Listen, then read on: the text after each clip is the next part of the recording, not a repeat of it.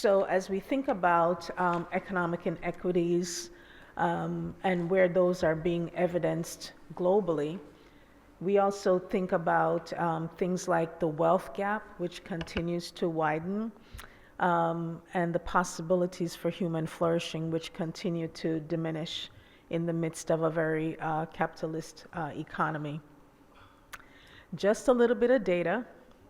Half of the world's net worth belongs to the top 1%. The top 10% of adults hold 85% of the wealth, while the bottom 90% hold the remaining 15% of the world's total wealth. And the top 30% of adults hold 97% of the total wealth globally. So when we talk about economic disparities, those are some of the framings that we need to think about. And we add to that the ever-growing list of social injustices, and we have quite a lot for our panelists to contend with as they reflect, both from their contexts and also based on Bishop Jonas's comments and what we've been hearing and have read as we prepared for this meeting. So we have three panelists, and they're actually going to, I'm going to invite them to actually present in order, giving to Reverend Izett the last word on the panel, because she's still formulating her thoughts after being volunteered earlier before we went to lunch. So we're going to start with Reverend Canon Dr. Malcolm Brown, then go on to Reverend Kolade Fadahunsi, and then end here, and then we'll go into questions. So let's go ahead and get started. Thank you very much indeed, and I'm particularly grateful to Bishop Jonas for drawing attention to the contribution of William Temple to the 25 Stockholm Conference, and earlier today also mentioning the 1937 Oxford Conference that Temple led, working very closely, of course, with Joseph Oldham, another great name in the history of the WCC. That work of Temple's, leading up to and following 1925, led to his involvement for the rest of his life until his death in 1944 with life and work issues in a way that profoundly affected the history of the United Kingdom and inevitably other parts of the world too, and very profoundly continues to influence the Church of England in its life and work focus. But we've already heard a number of references to parallels between 1925 and today, and it doesn't really need rehearsing, does it? 1925 was pretty soon followed by the Great Depression and the immiseration of numerous peoples and nations around the world as capitalism in its form at that time failed to find any remedy to boom and bust.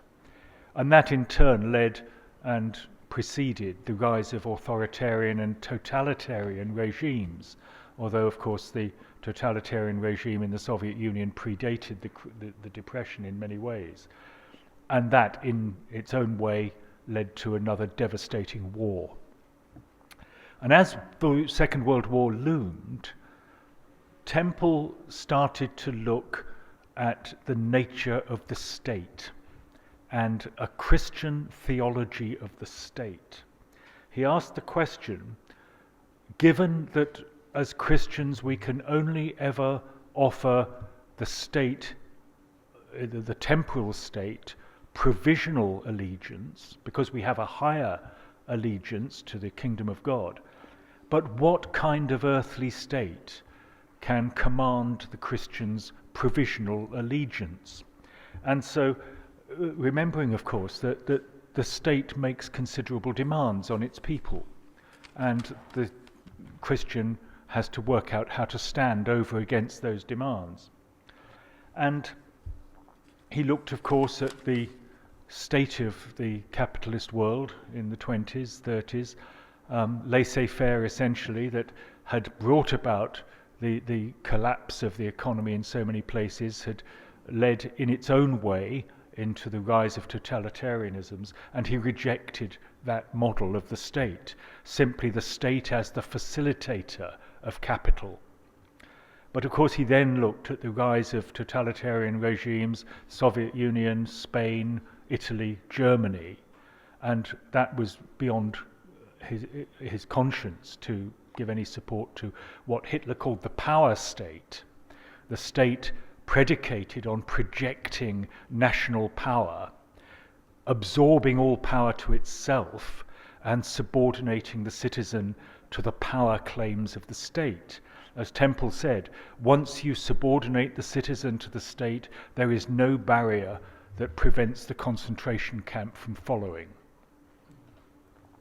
Instead of those two models, Temple put forward the idea that the Christian can give at least provisional assent to a state that sees its purposes as maximizing the welfare of the citizen. And that's when he coined the term welfare state. He didn't actually invent it, he was the first to popularize the term, not as a set of policies, but as a Christian theology of the state.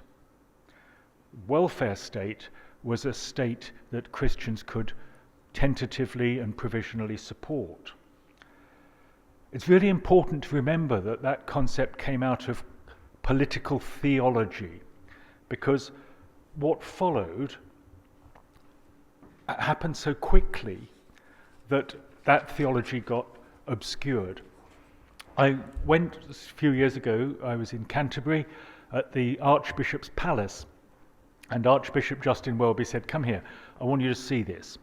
He took me into the dining room and he said, this is the room and that is the table around which in 1941 William Temple, the economist R.H. Tawney, and the senior civil servant William Beveridge sat together around that table to design the UK's post-war welfare settlement.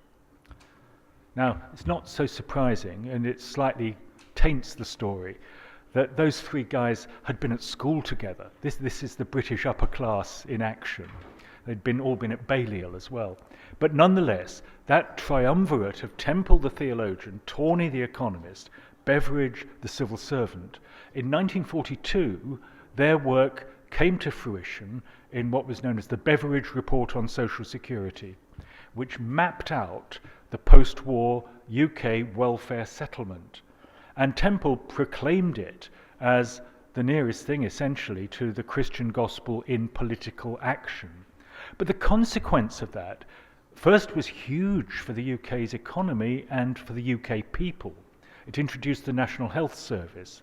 It introduced unemployment benefit for those out of work, child allowances to support mothers, and all sorts of other major social provisions.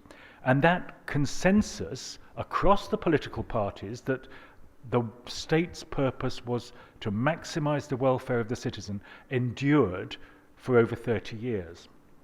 The problem is that even the church forgot that the concept of the welfare state was a theological concept and became wedded instead to a set of party policies which inevitably, like any political policies, are contingent and always have downsides.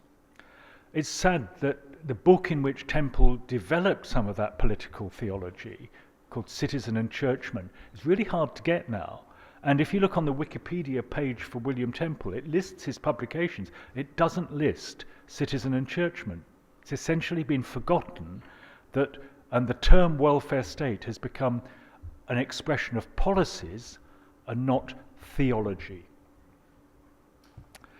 Now, the key thing, I think, is that that period from 1945, when the first Labour government after the war started implementing the Beveridge, Temple, Tawney priorities, until 1979, with the advent of Margaret Thatcher's government, which was committed to renewing the primacy of market economics. That period, 1945-1979, saw inequality in Britain fall faster and more completely than it's ever done. By 1979, we were the most equal as a society we have ever been. From 1979, the curve turns the other way. Inequality starts growing inexorably.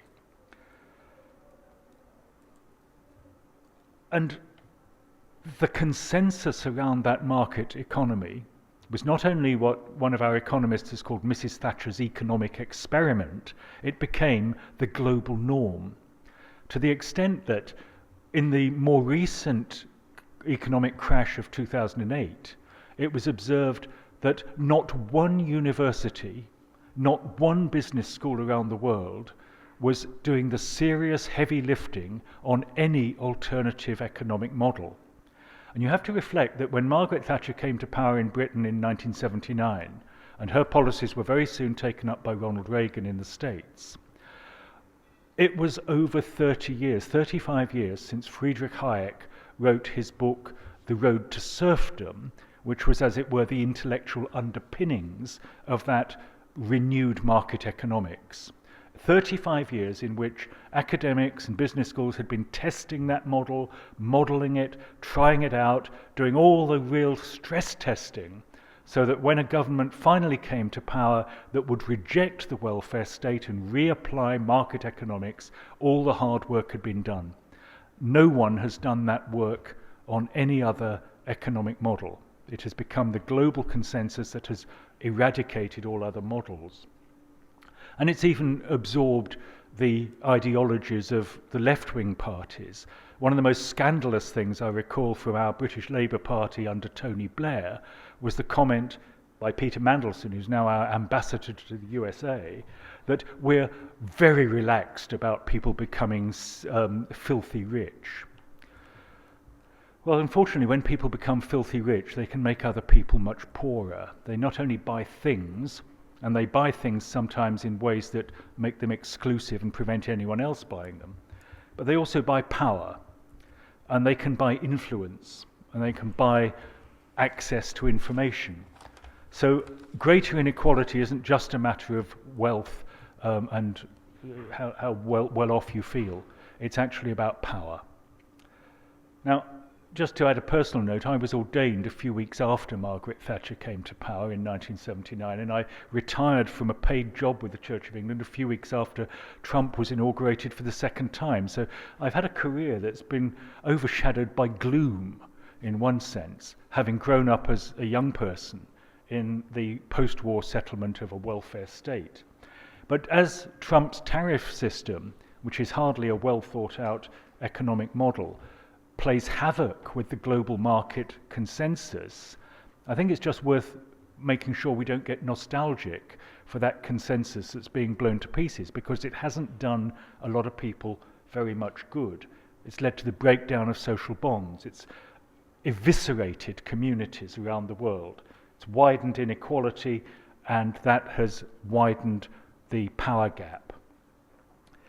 But at the time that the market economy was being promulgated, and the churches then were arguing against it from the point of view of Temple's welfare state theology, a lot of theologians of the right wing were being put up to tell us why the market economy was the will of God, essentially. People like Michael Novak, who argued that this was a virtuous market economy. And it's fascinating how some of the principles that they said were so essential to the virtue of the market economy have proved to be incredibly malleable when they conflict with the interests of the very rich. We were told competition was at the heart of market economics, free entry, free exit from the market. Without it, the market would of course be immoral. And yet it's not all that many years ago that suddenly there seemed to be a consensus that competition wasn't such a good thing after all, and that competition led to inefficiencies, and that it was much better to be relaxed about cartels and monopolies, so that the accumulation of not only wealth but power has gone much, much deeper. And that's because what was held up to us as the morality of the market proved to be a very temporary morality if it went against certain interests. And the way in which that economy has developed has been described by someone I can't at the moment recall who did this, called it the wealth pump. It is a pump which sucks wealth out of the lives and pockets of ordinary people, sucks wealth out of communities, sucks wealth out of poorer nations, and lines the pockets of elites and oligarchies. The state has acted as the facilitator for that economic system. Is this a model of the state to which the Christian can give even tiny amounts of allegiance?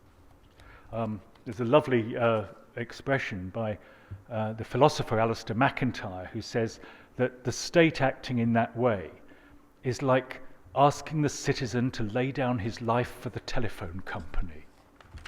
The state's purpose has been to take the citizens' assets and give them to cartels and monopolies. Now, in revisiting the Stockholm Conference 100 years on, I think there's a lot to be learned from the history that followed it. And the fact that, for Britain anyway, the period of greatest equality materially coincided with the years when there was a political consensus that the purpose of the state was to support the welfare of the citizen. An idea that goes straight back in a straight line to William Temple's theology of the state. In other words, without a theology of the state, we risk making the same mistake the Church of England made after the 1940s, which was to associate the kingdom of God with a set of policies which inevitably go out of date, which inevitably cause problems as well as advantages. I think that we need to revisit a theology of the state in the light of our Christian commitment to God's kingdom, but our Christian commitment also to the world. And to accept that we can't simply go back in a nostalgic way to the work of Temple. It's not a bad idea to say that the purpose of the state should be to maximize the welfare of the citizen, but it doesn't get you very far in an age of mass migration when citizenship itself is a problem. So we need to do new work, but I firmly believe that we ought to be doing the work of political theology here and not just deciding which set of policies or which economic system we can live with most comfortably. And not least, we need to do this because of the phenomenon of so many citizens of democracies voting for anti-democratic candidates and personages, and indeed for policies that will destroy democracy. And those people are not unaligned with the church in every case. Many of them are our people who, in a state of despair, in my view, at the 45 years or so we've had of global market economics, are turning in a direction that is profoundly dangerous because no alternative has been offered. We need to go back, I think, to a Christian theology of the state that will work for the world we now inhabit. Thank you. Thank you very much for getting us off to a good start, talking about a theology of the state and what that might look like from an economic standpoint. Reverend Kolade. Thank you very much, moderator. I would like to start differently, like responding to what Bishop Emeritus Jonas said about we always have the poor with us. I think that really pierced my soul like a shooting arrow, considering the fact that from my context where I come from, especially in the sub-Saharan Africa, the concept of God who created us is clearly to us that God is one that provides peace and that gives life meaningfully.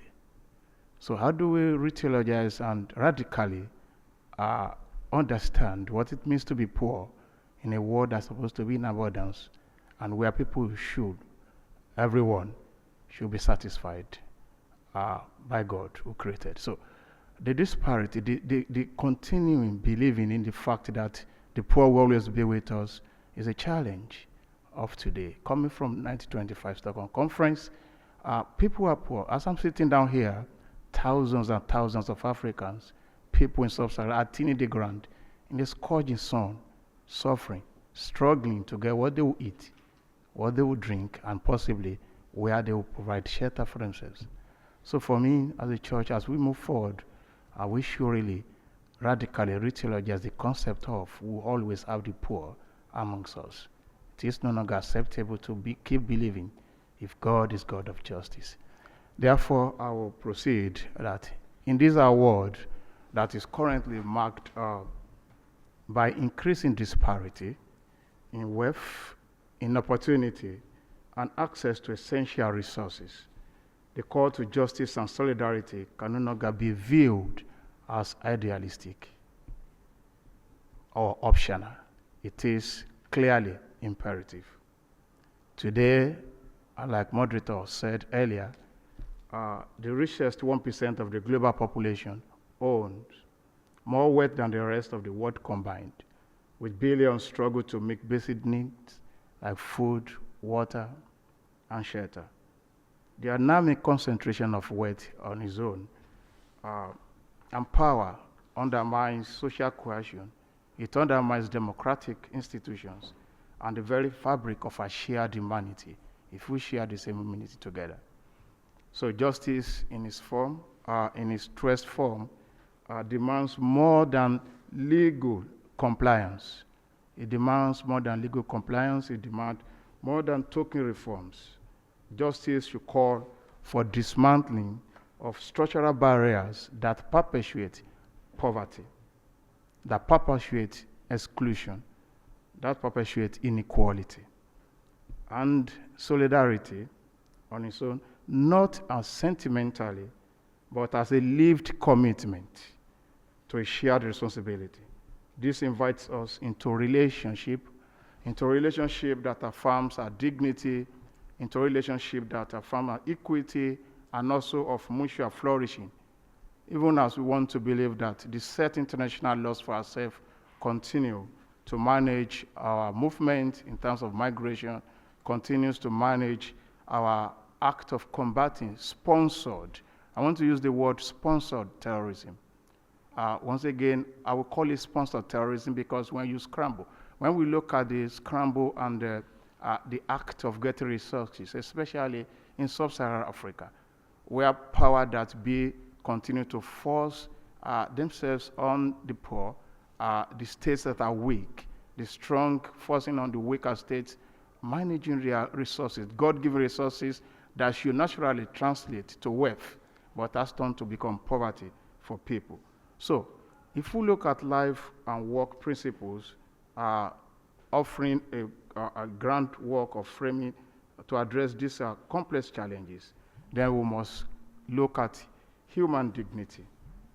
Human dignity at the center, at the very center of this discourse.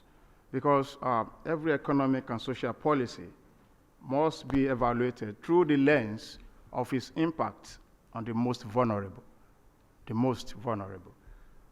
Those systems that dehumanize and exploit must be reformed and replaced. So in the context of our discussion from the 1925, there is these key points that I put, that I took from that paper, one of the presentations, that talk about the life here and the other life. Maybe the life here on earth, living here, what it means to be here on earth, and living when you get to heaven. For me, in my context also going further, we have continued to be pushed towards believing that the better life is only in heaven, not here. But we are Christians together, we are people together, God created us. So why should our own theology, understanding of God, be restricted to a life order? So if we move forward over equity, over charity, while acts of charity are commendable, yes, we have to commend acts of charity, they are insufficient. Justice demands equitable structures, like wages, access to healthcare, fair taxation, and education opportunity. I struggle daily also to want to accept the fact that the churches from the global south will continue to come cap in hand to say we need resources. Whereas we have resources given to us by God, by virtue of where God positioned us on the surface of earth. So if there is equity, then charity that is commendable must also be redefined to accommodate that we share things accordingly. So, and as we move forward in working as a vocation, labor should also be valued, not merely for productivity, but as a means through which people participate in society, means as which they express creativity and secure a dignified life. I'll give you an example again.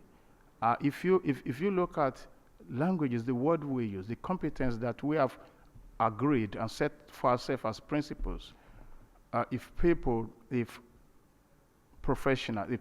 migrate to Africa, they call them professionals. If they do their work, they are professionals. Those languages are used. But if someone from Africa comes to Europe, for example, it becomes a migrant. It becomes less professional. I have couples of Christian brothers who have migrated through medical tourism to United Kingdom, and there are someone that have passed medical class for almost 9 years and made to take new set of exams. Yes, there are practices. These are sharp disparities that we should look out for together. Labor should be dignified. Then participatory decision making, the most affected by inequality, must be part of the conversation and solution. Representation and voice are core to any justice and just society. The 1925 conference was basically majorly European-centered, yes, but going forward, there are still restrictions that will not make people from Asia, Middle East, Africa, to participate at conferences, at meetings. Visa, border regulations, profiling, stereotypings, all these are still there, challenging us to our face. And our rooms will still keep it dominated by a section of our society. All about ecological justice. Our economic system must account for sustainability, largely. Climate justice is inseparable from social justice, as environmental degradation disproportionately harms the poor. Excessive mining in Ghana, for example, is taking water away from people in the rural areas. Oil exploration and exploitation of Guni land in Nigeria is becoming a curse and not a blessing any longer. Lithium mining in Zamfara keep fueling crisis and supporting sponsored terrorism that I mentioned earlier. So, without justice and solidarity, the path forward requires moral courage.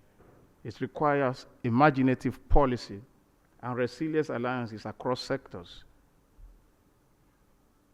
But we must also know that what is right and what is wrong is wrong. The emerging artificial intelligence race leading to artificial general intelligence place questions on the place of humanity, empathy, and the place of imago Dei. We are created as image of God. Machines can never take the image of God for us.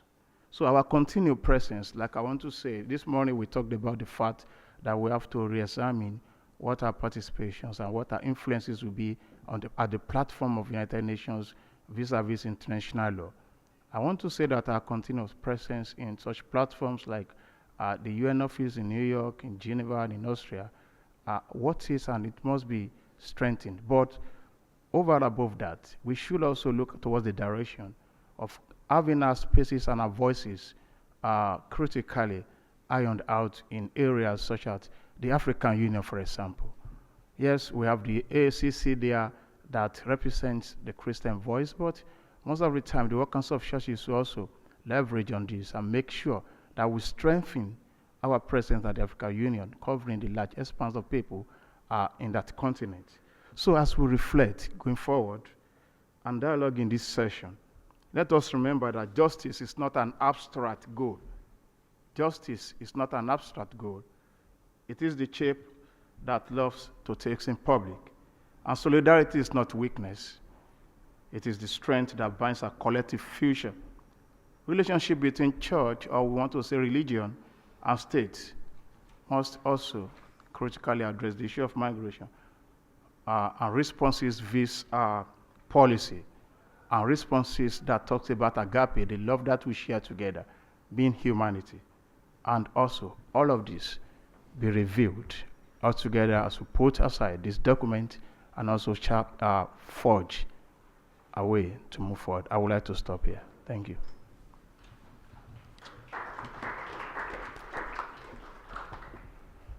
Thank you very much for those reflections, both contextually, but also on what we heard this morning.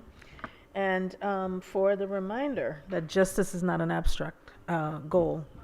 And so I'm going to turn it now to Reverend Izett. Yes.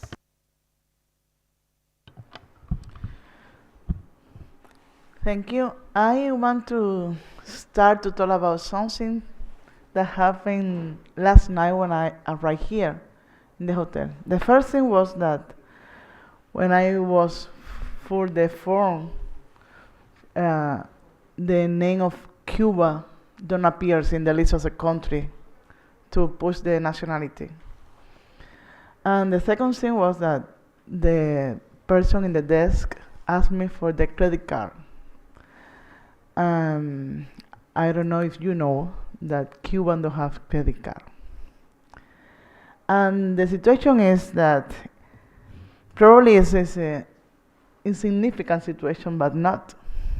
Because why the name of one country and probably other countries from Latin America don't appear in the list of this kind of hotel. What does mean?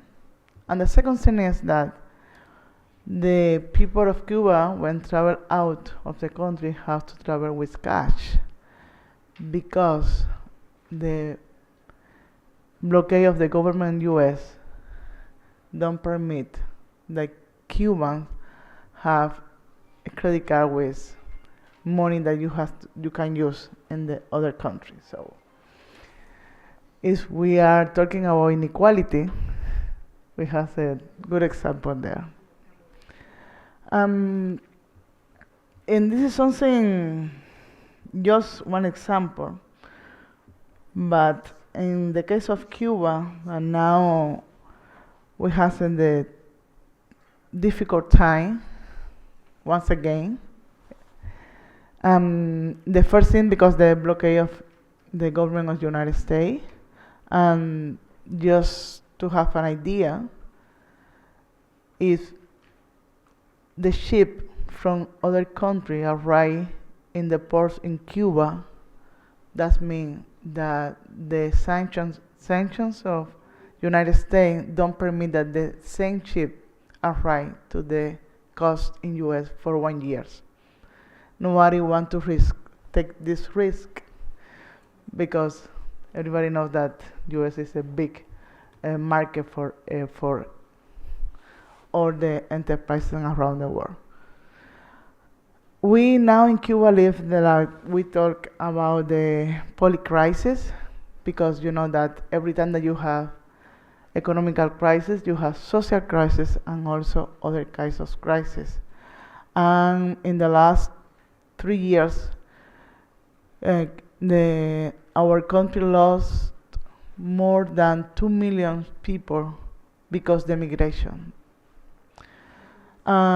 It's not only in Cuba, but also in the region, in the Caribbean region, also Latin America. Recording stopped. The people decide to go out because it's impossible to live in our countries because of the economical situation. But also we have the political situation. It's not only economical, but also political situation that the people decide to go out. And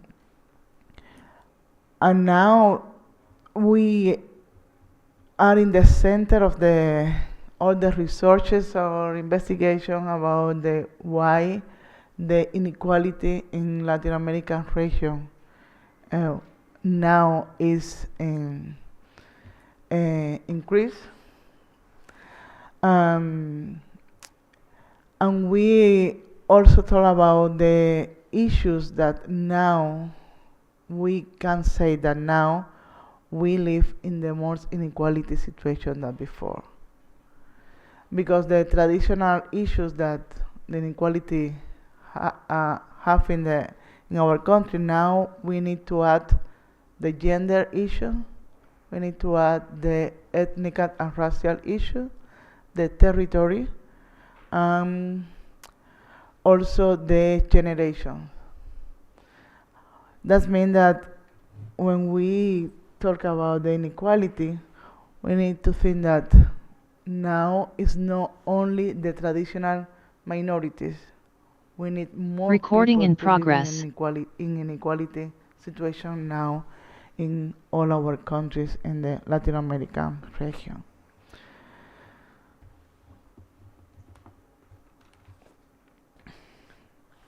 How we can, as church, to work in middle of this context is also very difficult. It's ironic because many of our country now live in the poverty because for many years our research wasn't stolen from the big economical country around the world, and now many of our country, the social organization, the social movement, the ecumenical organization depend of the financial support for many of these big countries, especially in Europe. But in the last year, we have another situation, and it's that many of the government in Europe don't give financial support anymore to many of our country. And this is other situation that now we are suffering because many of our organizations and churches in Cuba and other countries depend on this money for the social work that we make, and all the areas that our churches and organizations help in Cuba and other countries. Now we don't have this support for that. So that means that more people will be in the inequality and poverty situation. I think that all this situation now, for us as Christian, or especially in this commission that we need to think that even when we are focusing the big problem that we have now in different parts of in the world. For example, the war is a terrible thing. The situation of other countries and in the Middle East, in Africa, also in Latin America. For many years, we have situation that is not in the last 2 or 3 years. For many years, we have situation we never put in the center of our work, of our reflection, of our researches. So that means we need to open the spectrum of our work around the world. It's not only in the part of the world that we are focused now, because for many years other regions in the country suffering the inequality and the poverty, and today this situation is worse.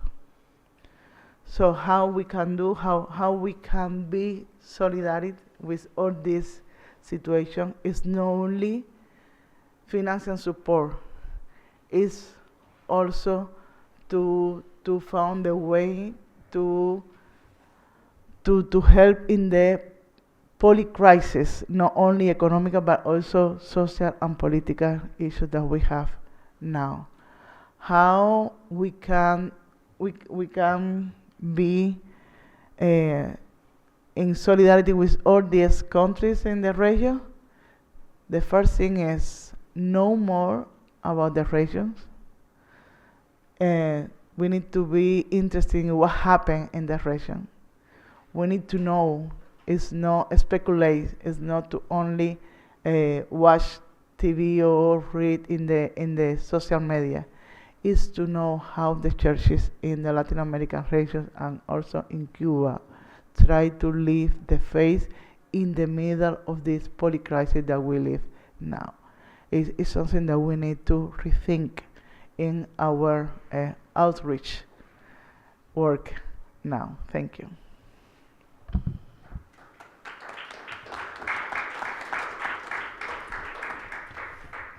I want to thank our speakers coming from 3 different entry points into their comments here, but I think putting in front of us a lot from the context that they're coming from as well.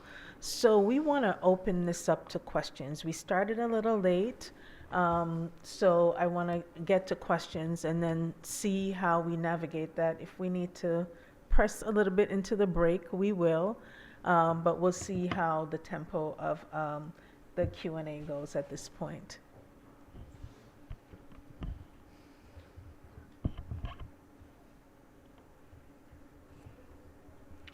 Yes. Thank you all for your presentation. I acknowledging that what we have as an economic structure originates in colonialism. How do we account with the continuing and evolving colonialism happening now? How do we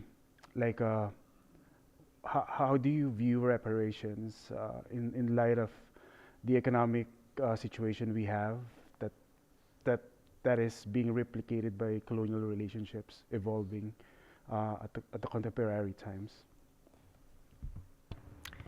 Thank you for that question here. And I'm going to suggest that all 3 of you answer that question. So I'm not sure exactly how to pose this, but I think it goes together with that idea, and that's a question for Malcolm Brown. How would you think that this welfare ideas, and not in a nostalgic way, but in a different way to be put, would go together with the background of the Global South that was historically stolen of its riches and doesn't have anything of that as background on welfare? And I don't know if that question is clear. Yes? Yes. Okay. Okay, I'm gonna ask you to hold that. I'm gonna get them to answer these 2 questions, and then we'll take the next round of questions. Thanks. Well, as the second question was addressed to me personally, I'll try and deal with both together because I think it's a really interesting question. The first is, how do you bring about change? When you look back, what has brought about radical change has been crisis, an often extremely painful crisis like war, global war. And I don't personally know of any good example where radical economic change has happened without that sort of stimulus, which is a very depressing thought. On the whole, people who've accumulated great wealth don't give it away lightly. There are a few examples. There have been businesses that have moved from a capitalist model to a cooperative model because the owner had a moral crisis of their own. But that's on a relatively small scale rather than globally. I think one of the big challenges, and this brings in the Global South question, is that we do still have nation states, and they are still extremely important, but their economic power in many cases has been eclipsed by corporations, which don't have the same kind of accountability politically. it sounds very idealistic to suggest that some structure of global governance might reaffirm the importance of the nation state over, which has at least the potential to be democratic, over against the corporation, which usually isn't. But that's the only way I can see of redressing that balance. And in terms of the stolen past and the stolen present that many nations in the global south have experienced, I think at least a first step is that those who did the stealing might at least acknowledge their history. Speaking for the UK, which I'm not really qualified to do, but trying, we have been so woefully educated in the history of our empire. We've not been told how much our prosperity relied on it. I'm a great fan of an author who was mentioned yesterday, George Orwell, author of Animal Farm. He wrote an essay. It's very difficult to quote it now because he uses the N-word in the title, but it's called Not Counting the N-word. Because he said that, the whole of the British left in the 30s and 40s was busy thinking up new ways of developing a welfare state, among other things, but without any understanding that the wealth they were looking at redistributing had come from the labour of not just enslaved but oppressed people who were not part of that redistribution that they were talking about. And that's a bit of education that we've never actually undertaken, and it actually underpins a great deal of the economic problems of former colonial countries now, because we've never been honest with ourselves about why our wealth has sapped away. We no longer have guaranteed markets, but we've never faced that. We no longer have access to artificially cheap raw materials and artificially cheap labour. We've never acknowledged that. So we haven't got a narrative of the mess we're in. Those are not solutions, but they might be starting points. Yeah, thank you very much. I think I would like to emphasize the need for total repentance, the courage for us to be repentant. Reparation for me will be an act of repentance to say, okay, we've taken so much from you, and it is time to give back to you some of what we have stolen from you. The courage to repent is needed. It's an action to be taken. And if we are saying that, we can no longer provide justification or support for wrongdoing. In the past, a couple of years back, apartheid was justified and was supported by church in South Africa. Today, we see the light. If we bring the light, if we are the people of the light, if we pass the torch of the light, it must be released. Passing the torch of light to light the darkness on the path of people in the global south, the torch has to be released entirely for them to see through the light and use the light to walk their ways. So inequality, economic dominance, exploitation, considering the part of the world as center of raw materials to feed down that part of the world is a crime. And the direct response in the way of repentance is an action to be taken. So whatever policy, whatever design of economic policy that we want to look into should actually be laced with our understanding of liberation theology that will strengthen political theology that we are looking for. Understanding God must be total and completely. We are created all in the image of God, and no one is created above the other. Thank you. I think that reparation is not only the political act, means a change in the, I don't know if it's the correct word in English, but the subjectivity is correct? Subjectivity? Yeah, is the mentality, but it's more than mentality. Yeah, you need to change the way that the idea that you have about the history, about the way that the world is organized in this time. Is to try to understand that every time that we decide something or make a political decision behind, you have some kind of ideology. You need to change that. Because when your position is in the way that decide that what is good or what is bad because your ideology, you probably will be make injustice with someone or some countries. So preparation means that you need to change the way that you can conceive the world.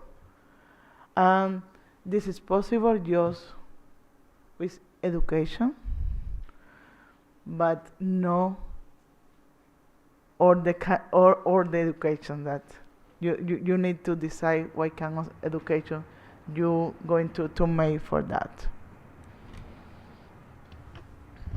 Sorry, if I may, my two colleagues have just reminded me of something I might have added to my previous response to the questions, which is the question of reparations is extraordinarily difficult. And in the Church of England, we've been looking at our response to the involvement of the Church of England in the past in global African chattel slavery, and calculating what reparations might mean is just mind-bogglingly difficult. We have instead set up a major investment fund to give preferential investment to opportunities that will empower the nations that suffered most from chattel slavery. We've called it not reparations, but a repentance fund. It's actually meant as a spiritual rather than primarily an economic gesture, although for the economics to back up the spiritual gesture is important in making it real. It has caused huge opposition within the church, but we are sticking to it because largely as one of the legacies of Archbishop Welby, which I think ought to be recorded as among his achievements.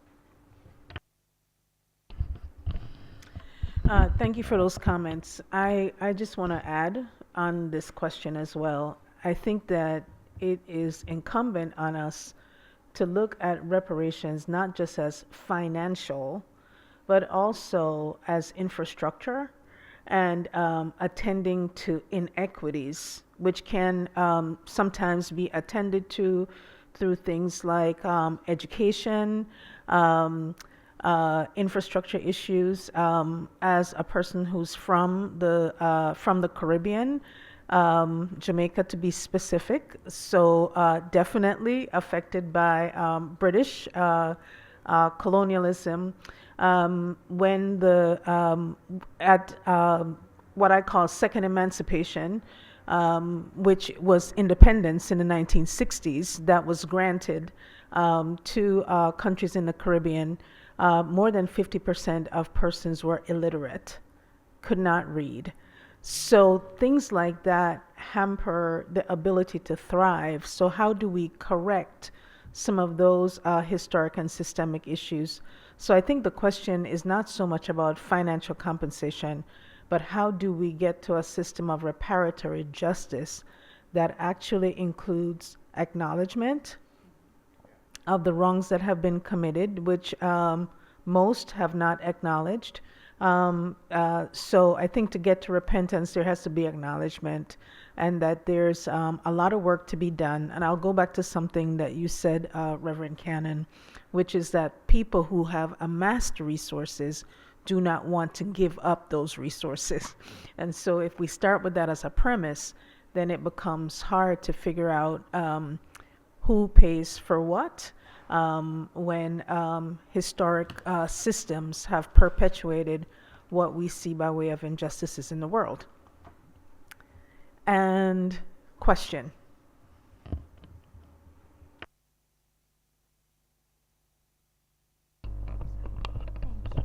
Thank you so much for the three presentations, and I think they are very rich in their own context. I had also the question, because we have also globally, it's coming this conference in Sevilla about financing for sustainable development, and there are these discussions also happening globally as it is happening here.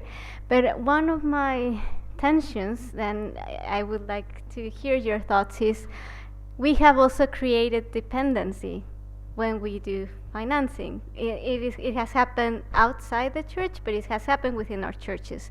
And I see that in Africa, I see that in Latin America, where as the agendas in Europe or in the US are cutting funds, and there are affections, we also have not built an alternative, or how it's, for me, it's not only about, it's about reparations, but how can we think beyond that? Because for me, it's also a matter of we have created dependency, especially in the last years, and how do we overcome that within our churches, based on the resources we have and beyond the financing. But I just want to hear your thoughts on that, because it's for me, it's something cyclic that is within decoloniality, but it affects both global and south.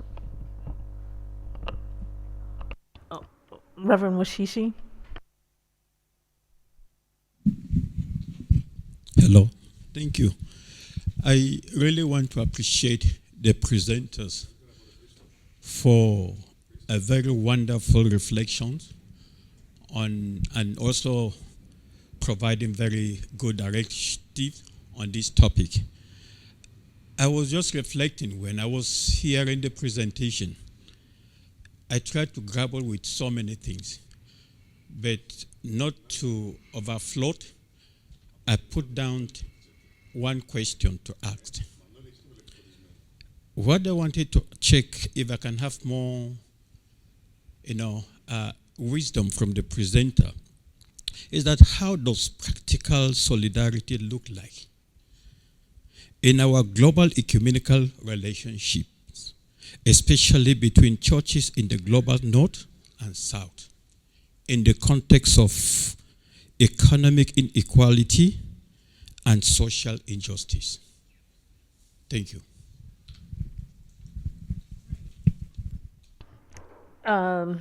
Izett, do you want to start? And I'm going to suggest that you all answer the questions.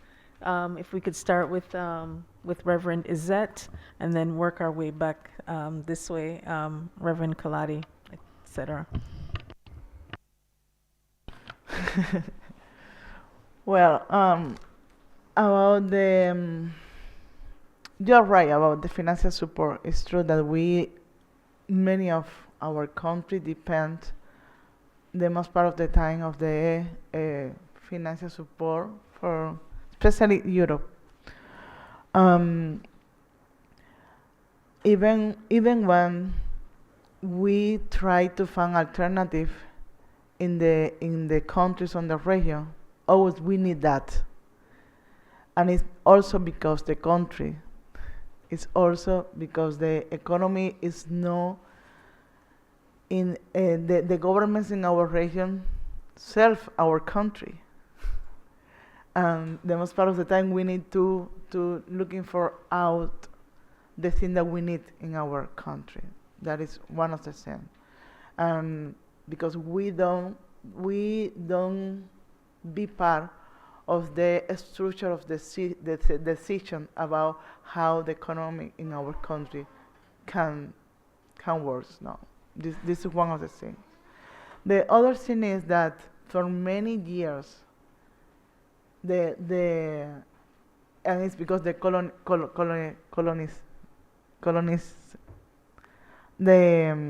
the first missionary who arrived in our country not only give us the gospel, also they make us depend of the other churches. So this is other thing, and to try to break this, make the finish this is difficult.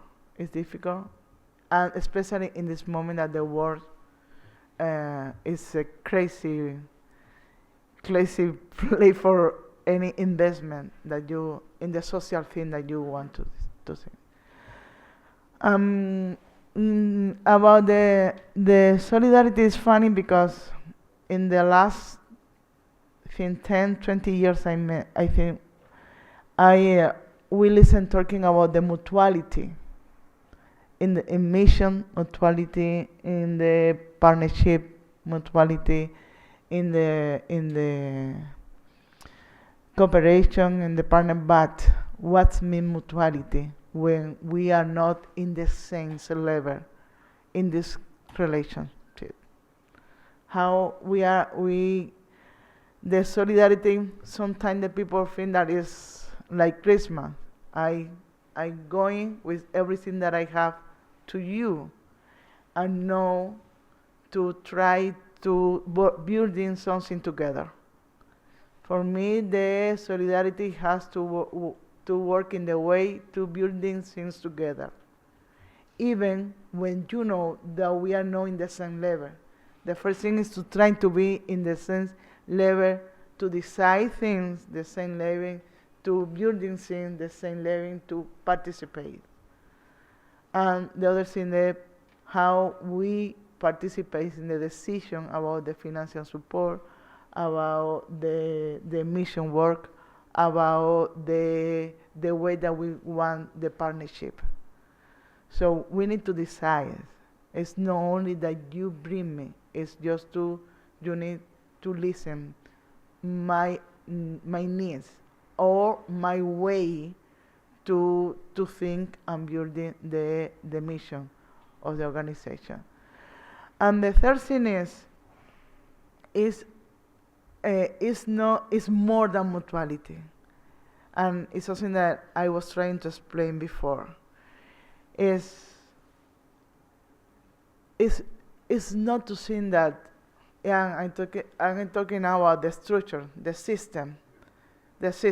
We talk about for example, in my case, the socialism, capitalism, and you know, is the most part of the time we are fight against the people to try to help me, but the condition is that I need at the same time to change the political system in my country. So this is not a way. So that is the reason that I thought about the ideology.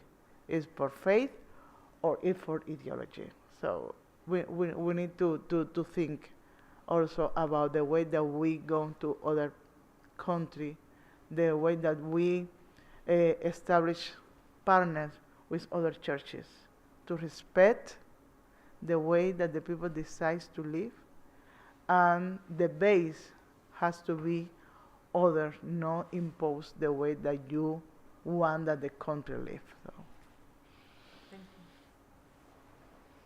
Yeah, thank you very much. I think for me, I would like to look at the point on dependency with the churches from the global south, depending on the churches on the global north. I want to look at it from the fact that this is a misconception over the years, because the churches also in the global south they have resources. They have land, they have people, and some of you that have traveled to Africa, you see the big cathedrals. If you come to Nigeria, you will wonder why people are still poor in this country. When you see the magnificent buildings and people who worship, and the fleet of cars that comes to church on Sundays and to meetings. So for me, these big and visible positions have to be put in context that will show strength rather than weakness. So if we look in the direction of education and also put in position of re-theologizing in a normal context, then we look at how do we build the culture of sharing among people so that few will not continue to hold on to resources out of fear that they will soon also lack, because the poor are always around and they don't want to slide back into the position of being poor or being in penury. So, also side by side, looking at what will be the understanding of people, majority of people who worship, who call themselves Christians, about the concept of here and there. heaven and earth. That, okay, it is good for you to suffer here on earth and enjoy heaven, and you resign to faith by wanting to say that your reward is in heaven and nothing can be good about this place. So resigning to faith also is a question that promotes and also want to continue fueling the desire to depend largely on the other side of the divide. So, and to the other question, I think I want to look at the thought about the strategy of missionary enterprise that came to Africa or Latin America or wherever. The missionary enterprise that creates the make-believe that, yes, we have come as Messiah to you to give you everything that you need, just accept the gospel, and wish some people to become lazy over the years. And of course, the church also bypassing the congregation, the fellowship of brothers and sisters, and relating, supporting the government, the few elite class of people who continually perpetuate themselves in power of governance across Africa. Also, is a question of justice and a question that calls for solidarity and joining together. So the privileged few continue to enjoy the support of the church.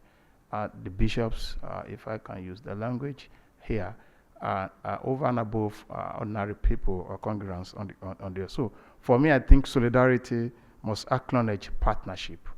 Solidarity must acknowledge partnership. Partnership in the sense that we are doing the kingdom work together. We are doing the business of God together. So we bring this to the table, you bring this to the table. Forms a partnership that will erode our dependency, and also that will change the structure, I believe, and architecture of the design of what we have put amongst ourselves, which continue to create disparity and class system, this over that. Thank you. I just endorse what both my colleagues have said, really, but I want to add that the dependency question actually does relate to some of the things I was saying about theology of the state. The insight that came out of the work of Stockholm and what followed, that charity was not enough. Charity is creating dependencies if it doesn't give away power as well as things. And so that, I think, points us towards the fact that redistribution cannot just be about goodwill. But at the same time, I want to kind of avoid losing the concept of dependency, because in the end, it is the greater truth about being human that we are dependent creatures, dependent on one another, dependent ultimately on God. And it's a kind of individualist myth that the greatest truth about being human is autonomy. We're not autonomous for very long, if at all. We're not autonomous as children and babes. We're not, most of us, autonomous at the end of life. We are dependent human beings. And I think the key there is a new narrative of dependency, which is dependency ultimately under God and on one another, partnership, as Kolade put it, rather than to lose the word dependency as if it were simply a failure of humanity, which it isn't.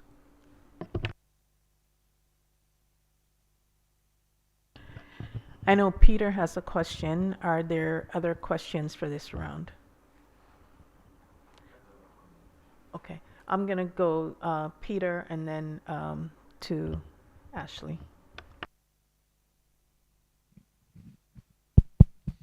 Thank you very much to all the panelists for really excellent presentations, and special respect to Izett for having delivered such a significant and detailed intervention with barely 1 hour's notice.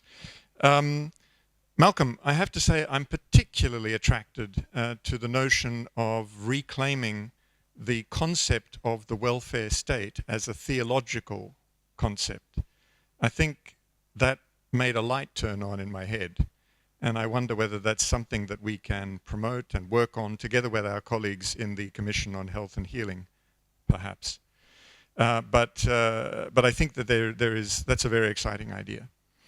The main point of my rising to speak, though, was to ask whether Bishop Jonas might be able to share something about the extent to which the issue of racism was or was not addressed at the Stockholm conference, and on the back of that, to invite the panelists to reflect on that issue within the framework of social justice.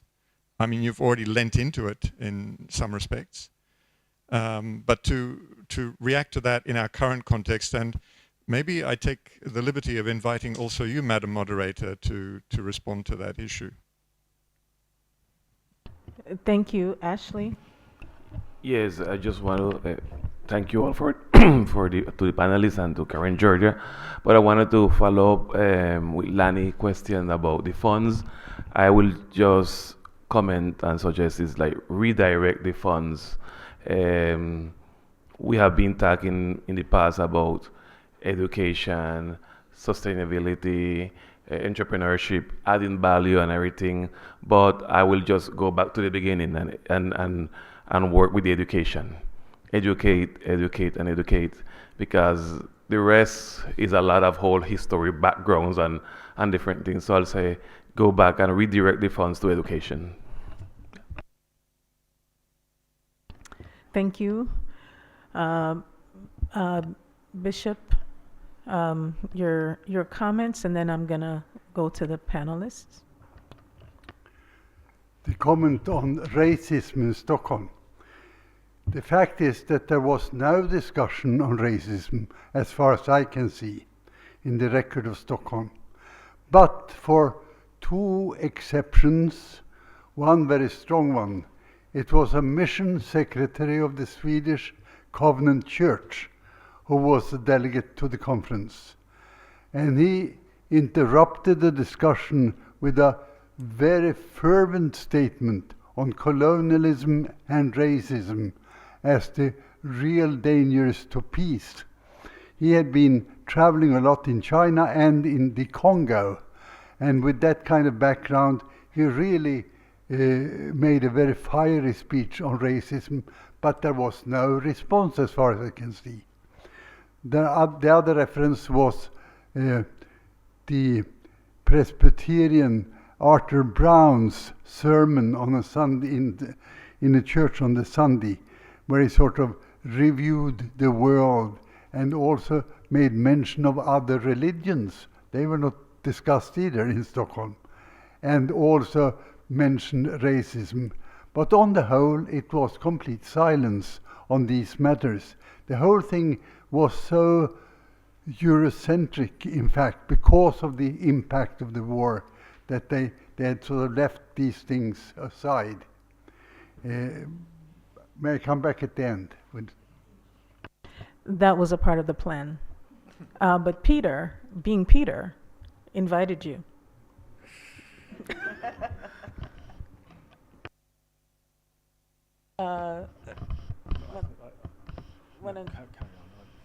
No? I know, but there's a question about racism. Yeah, well, I can try. I hadn't prepared for it, and I was aware that there wasn't very... Sorry? I said it's okay to pass too.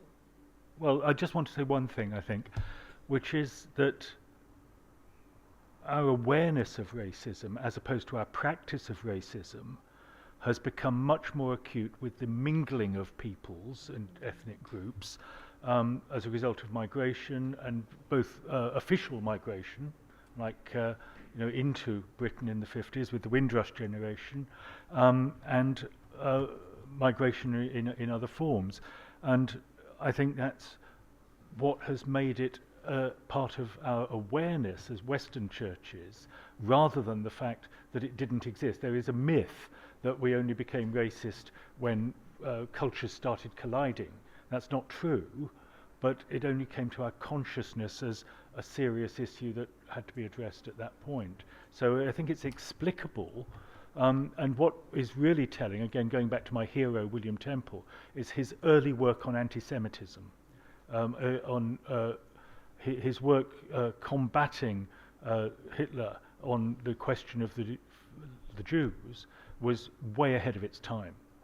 So there's a kind of dimension there, which is when the problem impinges, the churches have tried to respond, but they've often been very blind and unaware of their own practice when it wasn't a kind of pressing social question for the people of the day. That would be my assessment. Reverend Izett, you want to comment on the Peter's question?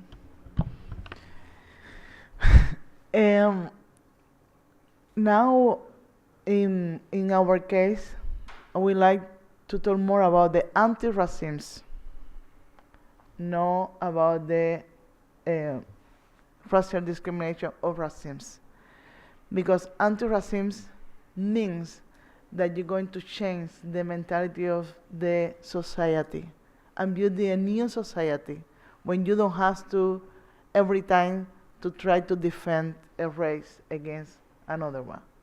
It's just to try to anti-racism is the goals now. I think because for many years we are talking about the racial discrimination, try to teach or training people to work in the communities against the racism, to try to understand how some people feel that the racism is only for black people or for Chinese people or for brown people, don't white people, and the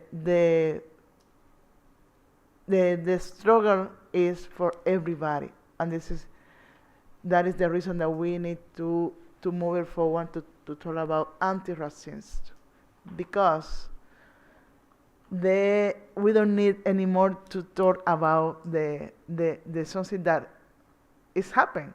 It's in our mind, it's our culture. We need to feel the new society, the new way to connect or establish relationship between people in different skin color or cultural background or ethnic background. It's different. The way that we need to start to talk about the issue of the racial discrimination is something that I need to say. Yeah, thank you. Racism within the framework of social justice. Thank you, Bishop Emeritus Jonas, for telling us bluntly that that was not part of the discussion in 1925. Yeah, because I think it was pretty much on ground then, so you couldn't have attempt to discuss a burning issue, which will require you to decisively deal with inequality. But having said that, within the social justice framework, if we look at health, during COVID, we see that played out in language that was spoken, that black people would die in their droves on their streets, will pick the body of dead black people on their street because they will never be able to respond to it, forgetting the fact that God is there to protect the black people and actually protected us. So we didn't die in our droves on the streets in Africa. We didn't pick the dead bodies. So, and also, if you go to United States of America, profiling the killings of black people in the United States of America, profiling, and the definition of who can immediately commit crime, acceptance of the fact that this color are prone to be criminal is there. And of course, globalization and discrimination against people, movement of people.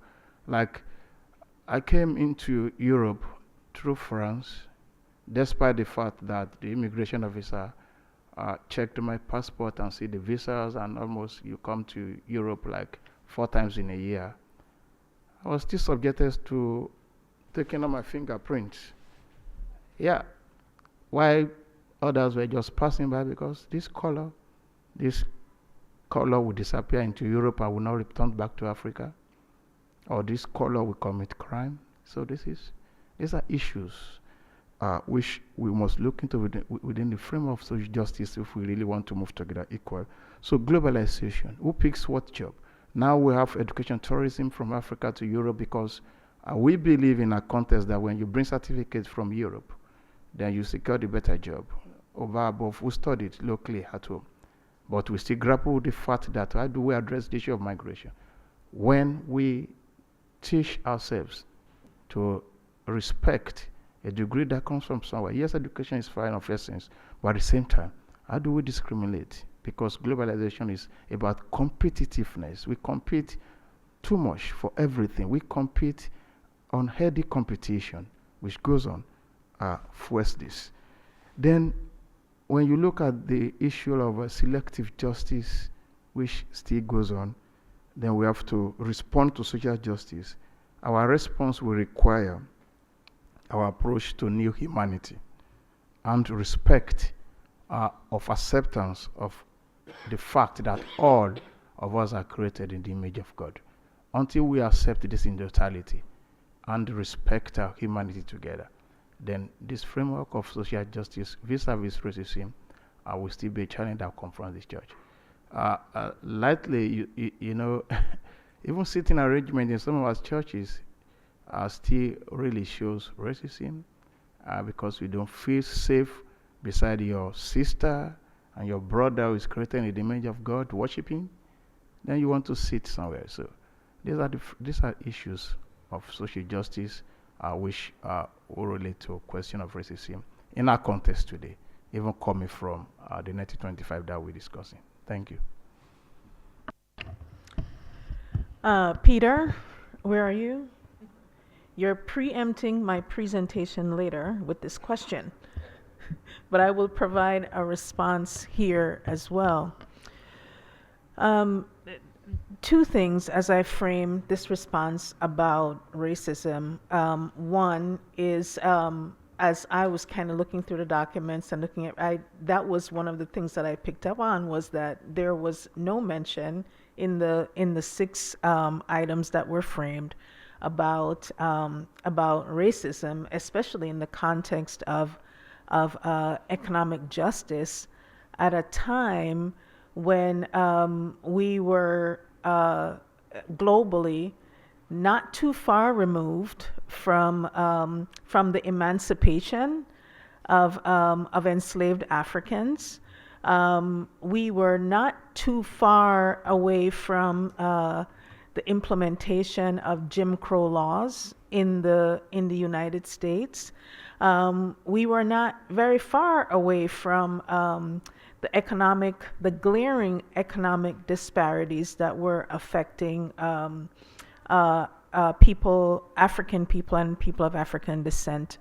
And so that seemed to me as a rather glaring omission, but also did not seem strange to me given the nature of the conference, right? And who was present, that it was predominantly white, it looked predominantly male, and all those other things, and that economic interests were really around European economic interests, as I read that.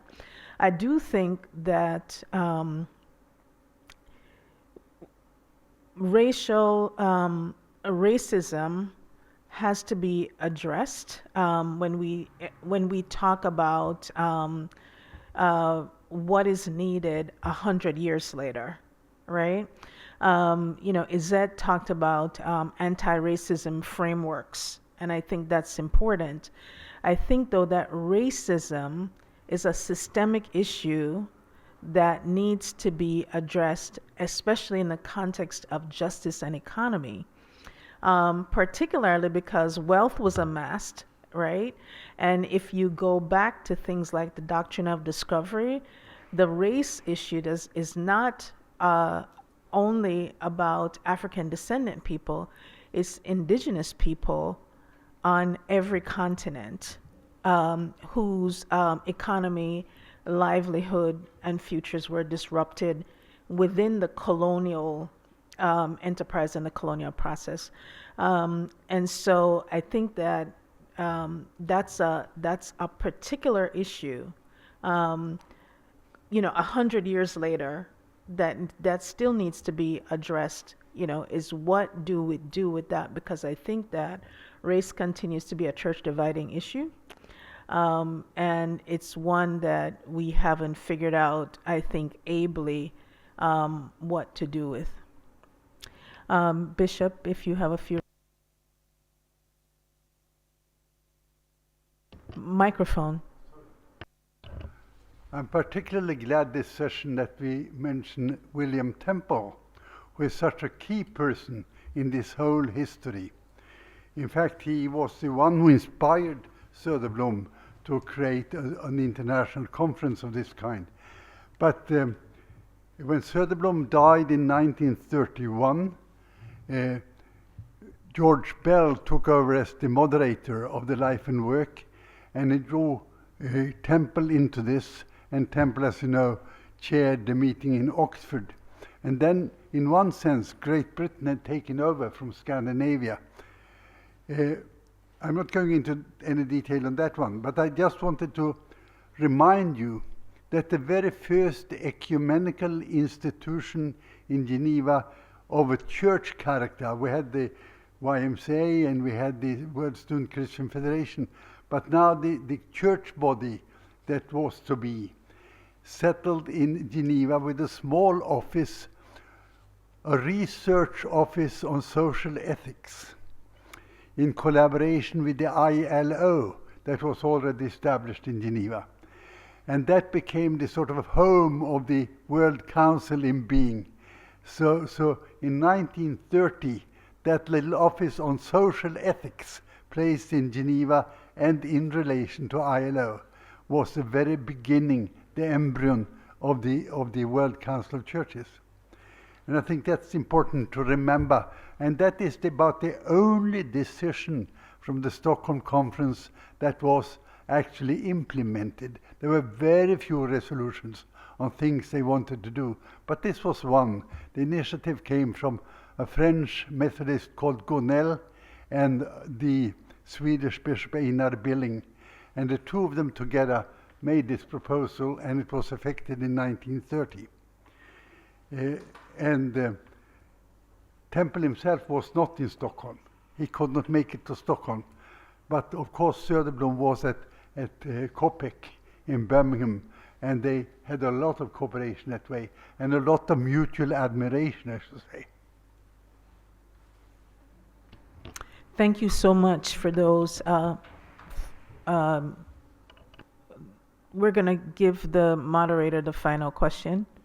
Yeah, I just want to bring to your attention about this race issue. This was raised, that whether this was addressed or discussed at the 1925 Stockholm Conference. Well, one of these reports, Life and Work, here identified 6 main areas or themes in the broader framework discussed at the Stockholm Conference. In the 4th section, here it is listed as C. Here it is mentioned like this, the race problem. So we need to look into the detailed report somewhere whether it was appropriately discussed there or not, but there are certain indications that it was discussed there in the Stockholm Conference. I think that's some of what the bishop said, but more in a cursory and not a direct way is what about race, that it was mentioned, but it was not discussed. It is one of the out of the We can't hear you. Huh? We can't hear you. Yeah, out of the 6 broader issues identified there, this was one of the sub-themes. That is what it is indicated here. I don't know what was the real discussion there, but here it is mentioned that the race problem. Okay, so we'll give it a mention, but I'm not convinced. I'm gonna go with the testimony of the witness. So So I want to thank the panelists and thank you all for a rather robust engagement in this panel discussion.